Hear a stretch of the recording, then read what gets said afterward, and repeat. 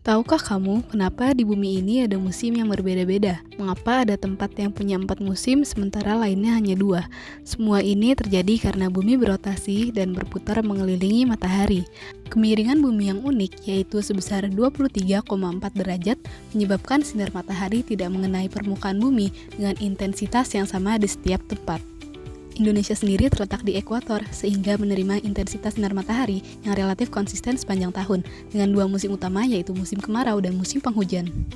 Ketika bumi berevolusi mengelilingi matahari, perubahan musim di belahan bumi utara dan belahan bumi selatan mengikuti siklus tahunan yang dimulai dengan summer solstice pada sekitar 21 Juni. Pada saat ini, PBU mengalami musim panas dengan bulan Juni, Juli, Agustus, sementara di BBS berlangsung musim dingin pada bulan yang sama. 6 bulan kemudian, sekitar 21 Desember, bumi mencapai winter solstice, di mana PBU memasuki musim dingin dengan bulan Desember, Januari, Februari, sedangkan di BBS terjadi musim panas.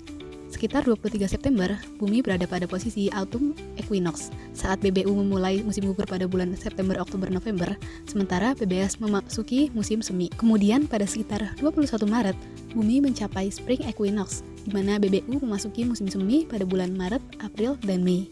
Sementara BBS mengalami musim gugur. Inilah yang menciptakan perbedaan suhu yang kita kenal sebagai musim. Seperti daerah subtropis yang memiliki 4 musim, yaitu semi, panas, gugur, dan dingin, lalu daerah tropis yang memiliki 2 musim, yaitu kemarau dan hujan. Tapi bukan hanya itu, perbedaan suhu ini juga mempengaruhi angin di atmosfer. Udara panas di ekuator naik ke atas, sedangkan udara dingin di kutub tenggelam ke bawah. Gerakan udara ini membentuk sistem sirkulasi raksasa yang dikenal sebagai sel-sel atmosfer. Ada sel Hadley di daerah tropis, sel Ferrel di wilayah sedang, dan sel polar di daerah kutub. Efek Coriolis yang terjadi karena rotasi bumi membuat aliran angin di belahan bumi utara dan selatan membelok ke arah yang berbeda. Di belahan bumi utara, angin yang bergerak dari daerah tekanan tinggi ke daerah tekanan rendah membelok ke kanan, sementara di belahan bumi selatan, angin tersebut membelok ke kiri. Meskipun angin pada dasarnya bergerak dari tekanan tinggi menuju rendah, efek Coriolis menyebabkan pembelokan ini dan mempengaruhi pola aliran angin global.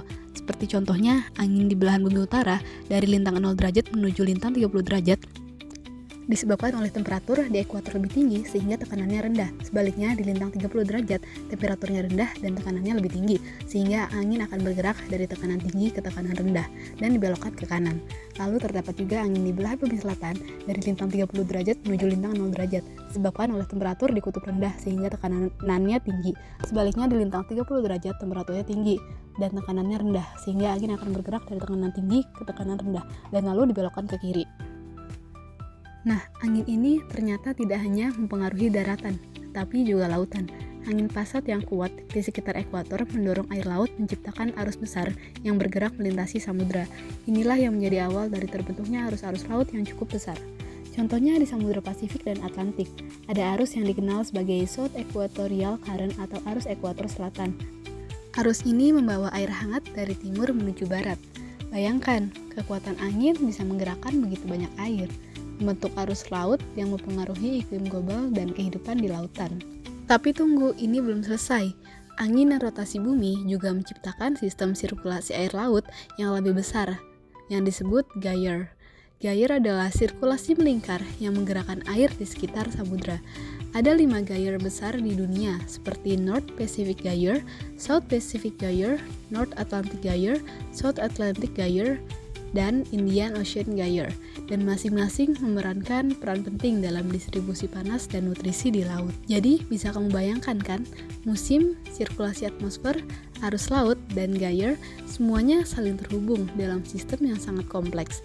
Tanpa interaksi antara atmosfer dan laut, cuaca dan iklim di bumi akan sangat berbeda. Terima kasih telah menyaksikan perjalanan kita menjelajahi dunia musim, sirkulasi atmosfer, dan arus laut.